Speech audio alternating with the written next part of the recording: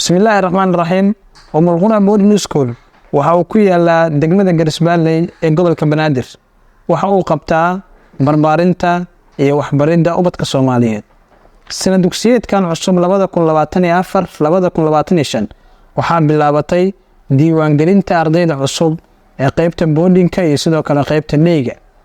waxaan bulshada Soomaaliyeed ee jecel waxbarashada ugu bishaareynaa inay ubadkooda keensadaan hoyga barbaarinta iyo waxbarashada ee Qura.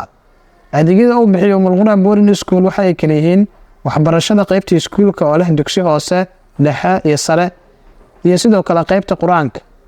wuxuu bixiyaa adeegyo boarding la xiriira oo ah jiif, cunto iyo sidoo kale daryeel caafimaad oo joogto ah.